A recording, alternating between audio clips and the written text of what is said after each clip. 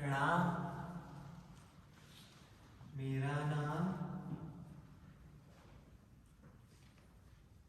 मेरा नाम मेरा नाम अभी रखा ही नहीं गया है। वो क्या है ना, मैं अभी पैदा ही नहीं हुआ हूँ। मैं अभी भी मेरी माँ की कोख में हूँ। लेकिन सब सुन सकता हूँ मैं, अपनी माँ की आंखों से सब देख भी सकता हूँ मैं। और तो और मैं सब महसूस भी कर सकता हूँ। खैर, आज माँ और पापा बहुत परेशान हैं। वो गांव वापस जा रहे हैं, वो भी पैदल। हमारा गांव 2000 किलोमीटर दूर है।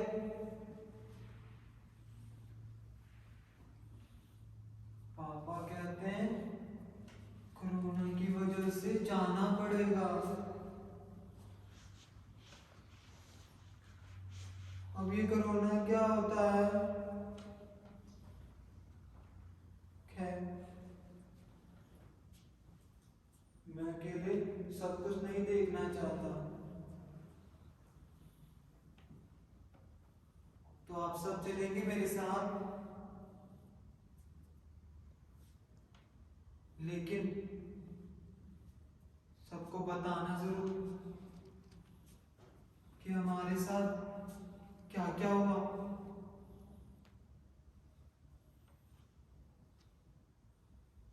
तो चलिए फिर।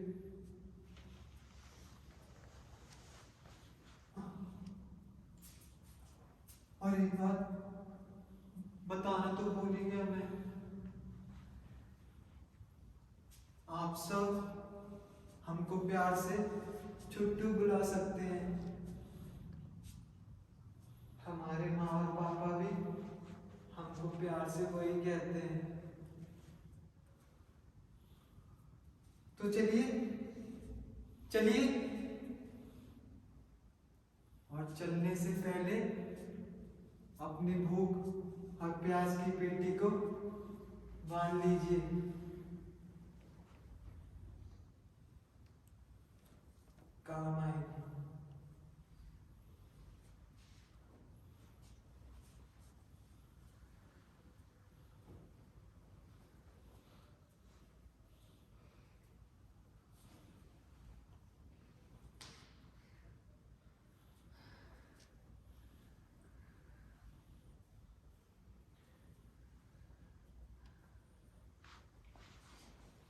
पूरे देश में कोविड-19 के चलते लॉकडाउन लग चुका है। पूरा देश बंद है। सब देशवासी अपनी और दूसरों की सुरक्षा के चलते घरों में बंद हैं। और इन्हें देखिए, इस महामारी के चलते टहलने निकले हैं। जब तक ऐसे लोग इस देश में हैं, मैं कहता हूं कहां से बदलेगा ये देश। सरकार पूरी कोशिश कर रही है ताकि देशवासी सुरक्षित रहे, लेकिन कुछ गवार लोगों की वजह से देश का कामयाब होना मुश्किल सा लग रहा है।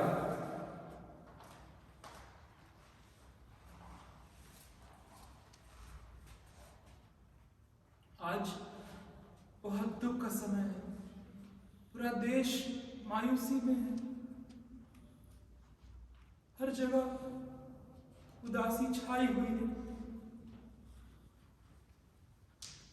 क्योंकि आज बॉलीवुड अभिनेता कुशल सिंह हम सभी को छोड़कर चले गए।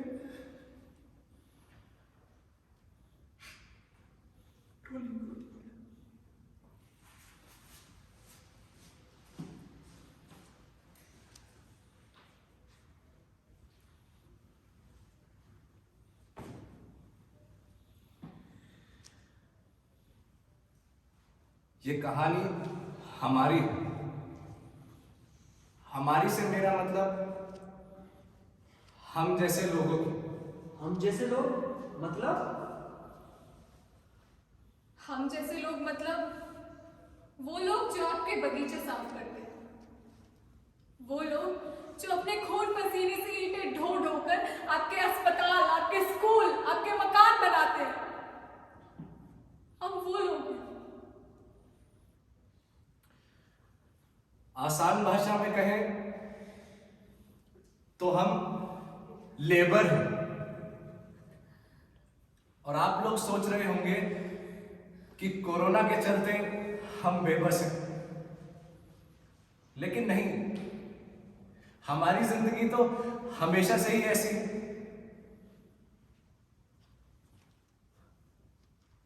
दिखाई आप लोगों को आज दे रही है।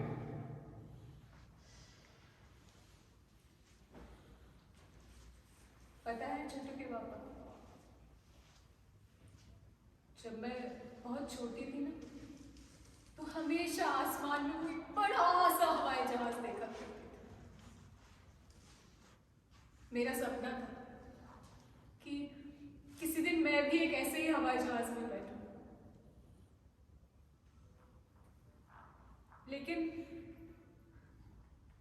किसे पता था कि एक दिन एक ऐसे ही हवाई जहाज से किसी दूर देश से एक ऐसी बीमारी आ जाएगी जो हमें इतना बेबस कर देगी। कितनी अजीब बात है ना, गलती ये साला अमीर लोग करते हैं और भुगतना हम जैसे लोगों को पड़ता है।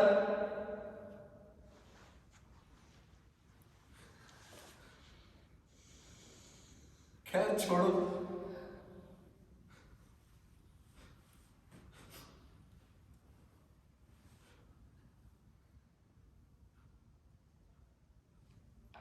बहुत दूर जाना है।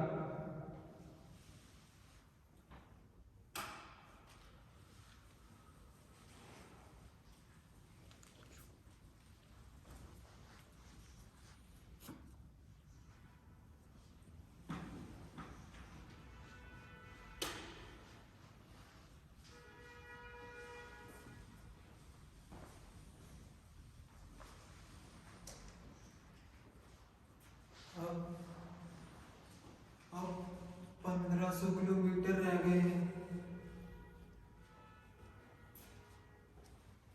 माँ थकने लगी है।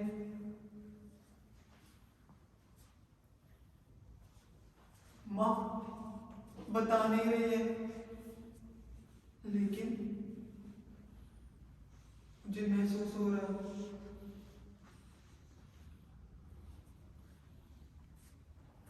माँ को भूख भी लगने लगी है और शायद पापा को भी।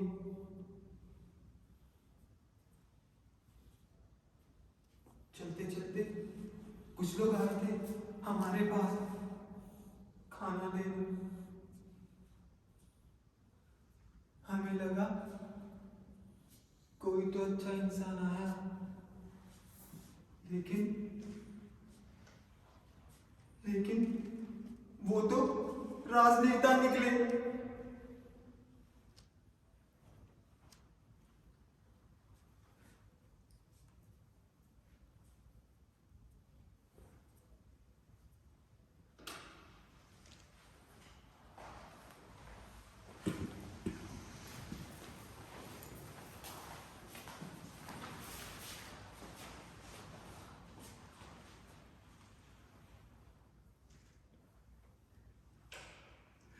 तो आज हमारे साथ है एबीसी पार्टी युवा नेता श्री बलबीर सिंह, जो आज गरीब, भूखे, लाचार, बेबस, तन्हा, प्यासा, दर्द से भरे और पेट से खाली लेबरों के लिए खाना लेके आए हैं।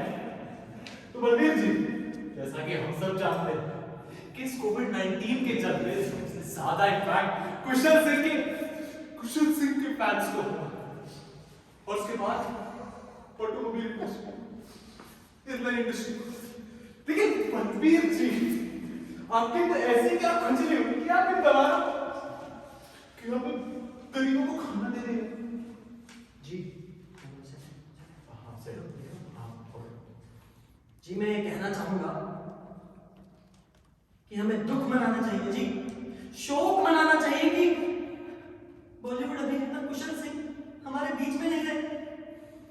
बलबीर भाई जिंदाबाद, बलबीर भाई जिंदाबाद। और रही जी एयरप्लेन की बात, तो अभी अभी मेरी शादी हुई है। 2 दिन पहले। कांग्रेचुलेशन। अभी अभी मेरी शादी हुई है। मेरे ससुर ने वेडिंग गिफ्ट के तौर पे 2 टिकटें बुक करवाई थी मेरे और सोमवीर के लिए, रैली में जाने के लिए, वो भी बर्बाद हो गई इस लॉकडाउन के चलते। ये सरकार की चाल है, अब हम पैदल चले। हमारा नेता कैसा हो? बलबीर भाई जैसा हो। देखिए, बलबीर भाई तो ठीक है, लेकिन आप कुछ कहना चाहेंगे इस विषय पे? जी बिल्कुल। हाँ, मैं कहना चाहूंगा, अभी हमने एक नई फॉर्च्यूनर बुक की थी। We ordered a Fortuner. You know Fortuner? Fortuner car. Yes, we ordered new Fortuner car and not delivery at 15 days. It's been 15 days.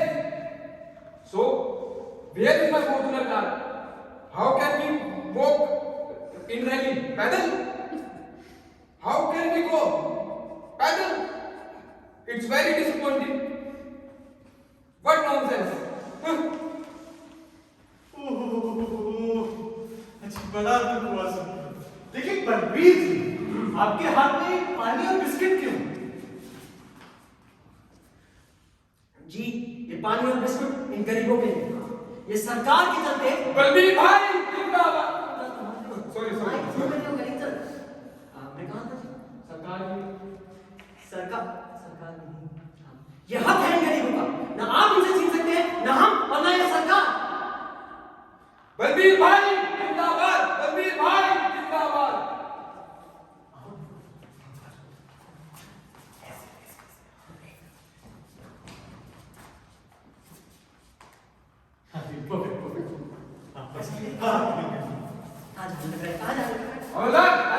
जल्दी बिस्कुट दे। चल मुर्गा आज हम लोग किसने खाओगे? 2 अंडे उबाल के।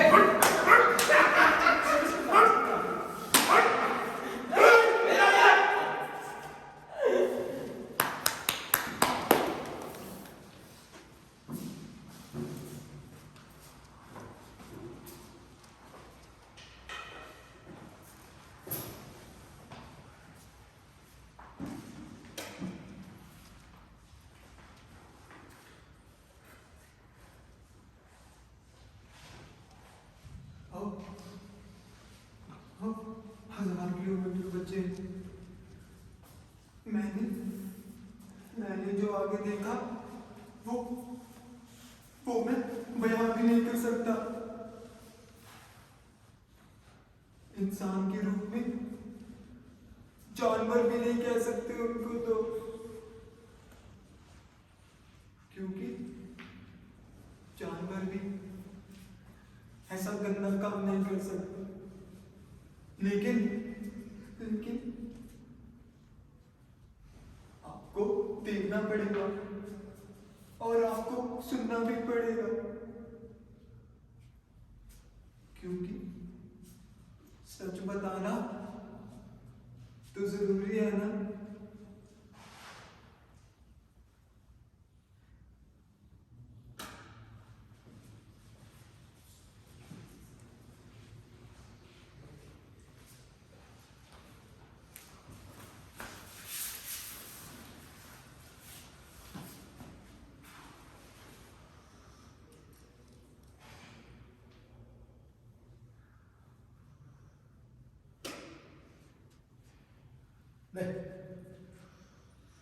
चल बेटा,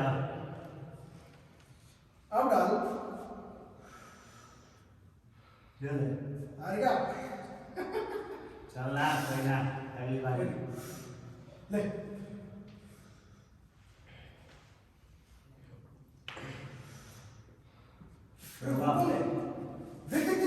जल्दी। चाचा, ओ चाचा, कहाँ जा रहे हो? इधर आओ। कहाँ जा रहे हो इतनी रात को? घर जा रहे हैं अपने। घर कहाँ के रहने वाले यार? कानपुर के रहने वाले हैं। 1000 किलोमीटर दूर है, पता है? जी पता है बेटे, पता है। बड़े दुर्भाग्य की बात है भाई, बड़े दुर्भाग्य की बात है। अंकल, एक काम करो, यही बगल में मेरा घर है, वहां रुक जाओ, थोड़ा खा पी लेना। कल सुबह होते ही छोटू आ जाएगा ना? छोड़ाएंगे हम। कल सुबह होते ही छोटू आपको छुड़ाएगा। नहीं नहीं बेटा, नहीं। आप लोगों को बिना वजह परेशान करना ठीक नहीं होगा। अरे अंकल, कैसी परेशानी?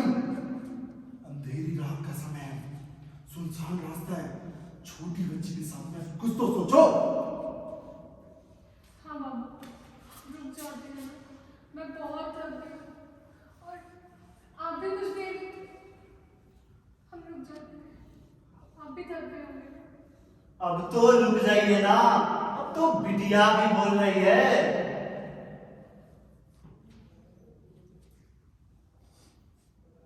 ठीक है, रुक जाते हैं। आपका बहुत बहुत धन्यवाद बेटे। अरे अंकल, कैसी बात कर रहे हो? छोटू, अंकल के तो हाथ पैर धुलवा, मैं क्या बिटिया को पानी पिलाता हूँ। चलो बेटा, चलो ना, अभी अभी आ रहा हूँ। चलो आप चलो चलो।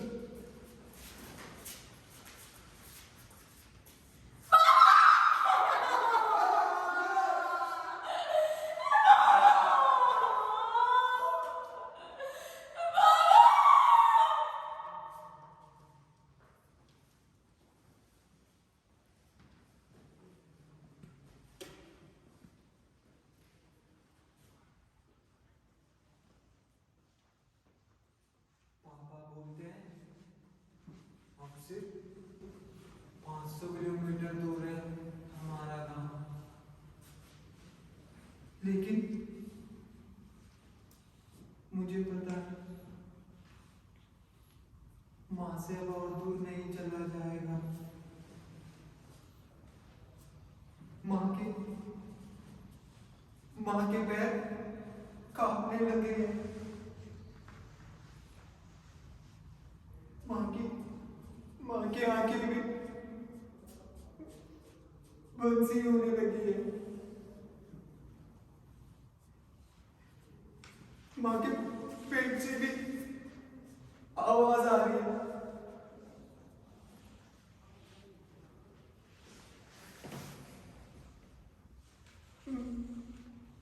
मैं भी भूखा हूँ, मेरा भी खाने को मन हो रहा है,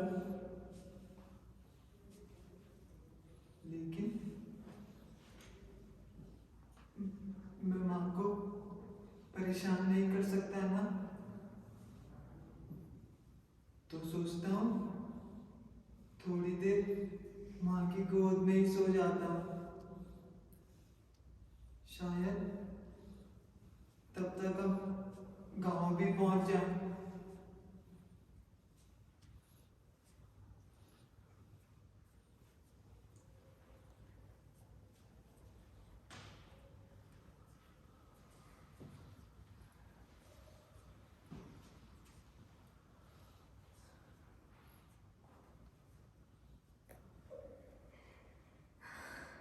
सुनिए,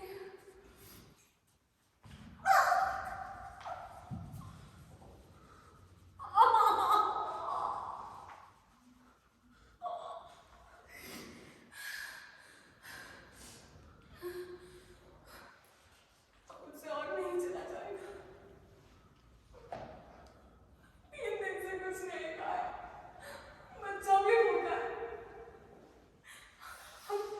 हम कुछ दिन यहीं रुक जाते हैं ना। तुम एक काम करो, तुम यहीं रुको, मैं तुम्हारे लिए कुछ खाने को लेकर आता हूँ।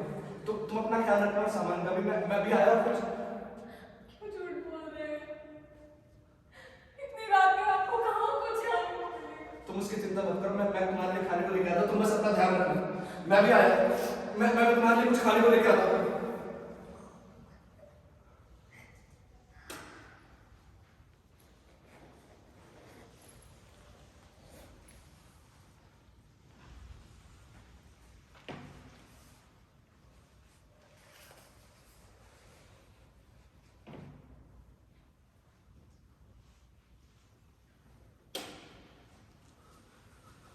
भाई साहब, भाई साहब, भाई साहब, 2 मिनट मेरी बात सुन लीजिए। मेरी बीवी वहाँ अकेली है, वो पेट से है। मेरे पास पैसे नहीं आते, मुझे थोड़ा कुछ खाने को दे दो। बहुत बहुत एहसान होगा भाई साहब। भाई साहब, वो दर्द से तड़प रही है भाई साहब, मुझे पैसे मत दो, बस एक सीख भी दे दो भाई साहब। बहुत एहसान होगा भाई साहब। भाई साहब, भाई साहब, मैं जिंदगी भर एहसान। भाई साहब, भाई साहब, भाई साहब।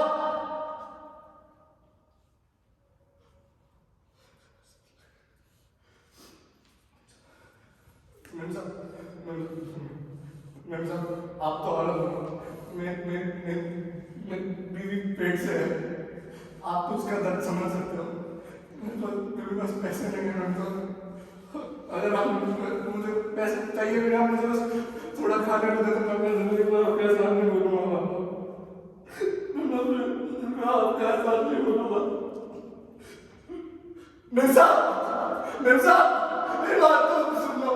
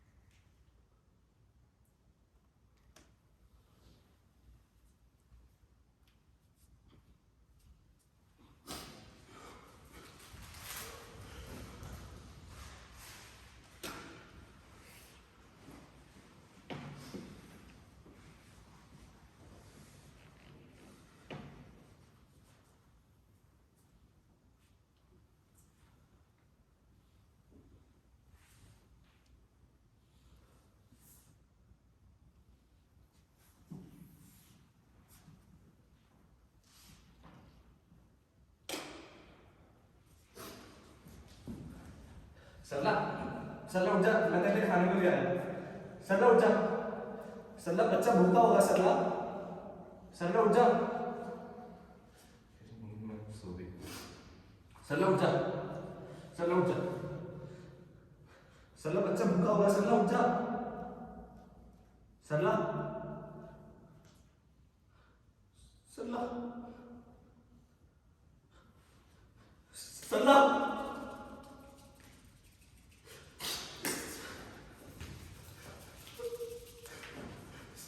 सरला,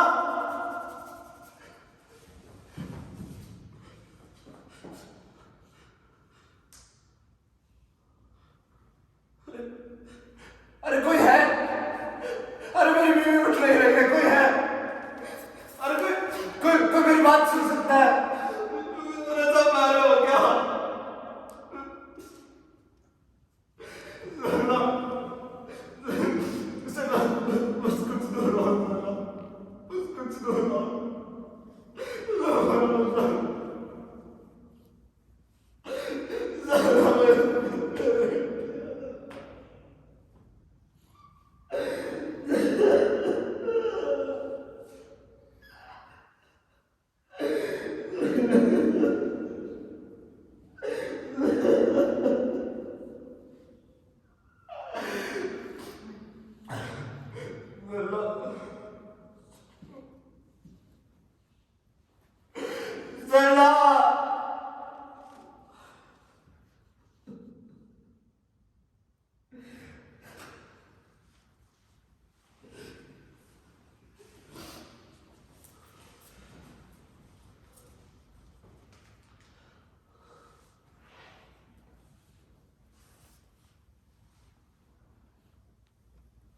तो ये थी हमारी कहानी।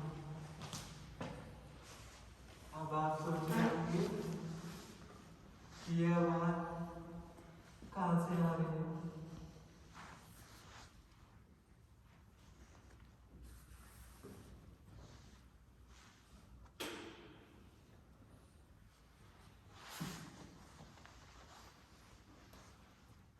वो क्या है ना, मैं माँ की कोख में ही सो गया था। और जब आँख आंखें खुली तो भगवान जी की गोद में लेटा था।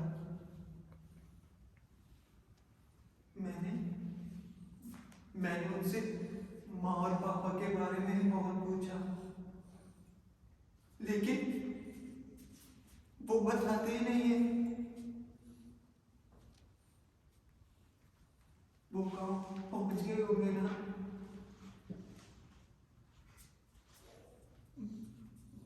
माँ ने खाना खा लिया होगा ना। बताइए ना, कोई कुछ बोलता क्यों नहीं है?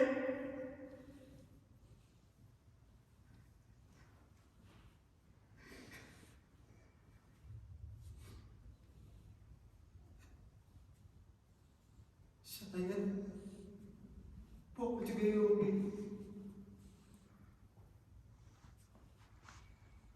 माँ ने खाना भी खा लिया होगा।